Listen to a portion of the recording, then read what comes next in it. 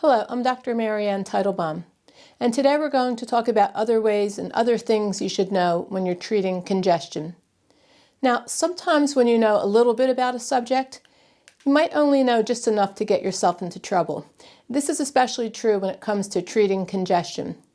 In the early stages of studying Ayurveda, we learned that congestion is a Kapha imbalance and that we need to use hot spices to burn through and melt down the mucus. So when someone has congestion, their first thought is to make ginger tea with pepper and other warming spices to open up the airways. We drink tea with honey in it because of all the sweeteners honey is heating and can burn up the mucus. All the other sugars and sweet tastes make more Kapha, making more congestion since Kapha is sweet. In fact, even sweet fruits should be avoided during times of congestion when we have upper respiratory infections and colds and flus. Now, having said all that, there's another side we need to look at and address. Many people have congestion due to a buildup of either heat or dryness in the physical channels. So let's back up for a minute and learn a little more about these physical channels. Keep in mind here that we're talking about physical channels that you can actually dissect and see, and not the vibrational channels which carry prana to all the organs and glands. These vibrational channels, or nadis, are discussed in some of my other videos, but today we're going to talk about the physical channels. The ancient texts were written a few thousand years ago, and at that time they hadn't given the scientific names that we use nowadays when we refer to these channels. These are channels that carry blood, like arteries, veins, and other vessels. There's also channels that carry lymphatic fluids, tears, sweat, and urine. There are tiny, delicate channels in the eyes and ears. All these channels bring nourishment into the area and toxins out of the area. But several things could happen to these channels. They could either shrink up, harden, get clogged, inflamed, or even rupture. One of the first things we teach our patients is how to keep their physical channels open by avoiding the foods that could either shrink, harden, clog, or inflame the channels. Now, and this is important, the lungs and sinuses are channels. Air goes in and out of these channels, so like all the other channels, it's important that they remain open. If any channel becomes dried or burnt, the body will immediately, in a split second, lubricate the channels. Just think what happens when you go outside on a really cold day in January when the air is dry and cold. Within seconds, your eyes will tear up and your nose begins to run.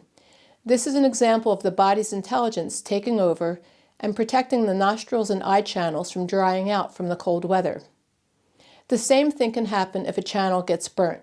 So the point I'm getting to here is that there are many, many times in a lifetime when our channels can dry out. This can happen if Vata, the element of dryness, goes high from stress, staying up late, too much rushing, low-fat diet, like that. And also in our lifetimes, our Pitta can go high. A good example is when our bile doesn't flow out of our gallbladder and we don't get the alkalinizing effects on our digestive juices, causing them to remain acidic as they go through the digestive tract. And if our digestive juices are acidic, then our blood automatically becomes acidic. Then our other tissues become inflamed as this hot blood circulates through these delicate mucous membranes. We might also develop acid reflux and hiatal hernias, both of which allow the acids to flow up into the esophagus, burning the delicate channels of the lungs and sinuses, as well as the esophagus itself. The body will not allow the delicate mucous membranes of the sinuses, nostrils, and lungs to burn, because these are the Kapha areas of the body, which means that they must maintain their cooling, lubrication throughout our lives. And when the body senses that these areas are hot and burning, they create mucus as a protective mechanism. This is the body's intelligence at work, always monitoring the pH, heat, and dryness in the tissues. So, if you're congested because your body's delicate mucous membranes are hot or dry, then you definitely don't want to use hot therapies to burn up the mucus. It will only make matters worse. It might sound counterintuitive, but in these cases we need to cool down the tissues and fix the reasons why the channels are hot and burning, and then add therapies which are cooling and lubricating. In fact, in more than half of the sinus and lung congestion issues that I treat in my patients, we have to shift gears away from the heating therapies and cool down and lubricate the tissues so that the body can finally stop creating the mucus in its attempt to keep these tissues moist and cool. I hope this video is a good example of why many times in life you may need the help of a good experienced Ayurvedic practitioner to treat your issues in a more targeted and effective way. Sometimes we get into trouble when we learn the words Vata, Pitta, and Kapha and assume that the problem is a problem with Kapha, and instead of burning out the cold Kapha, we realize, in fact, that it's actually a problem with Pitta or Vata and needs more cooling or lubricating therapies to reverse the situation.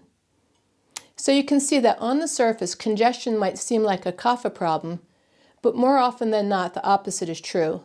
And this might be why your congestion has become chronic, despite all your attempts to drink ginger and pepper tea and take all your cold and flu remedies to burn out the mucus. I hope this video helps you to think outside the box when it comes to diagnosing and treating your health problems, and seek out the help of a practitioner who has experience in treating illnesses in the correct way, tailoring specific therapies for your unique types of imbalances. Thank you.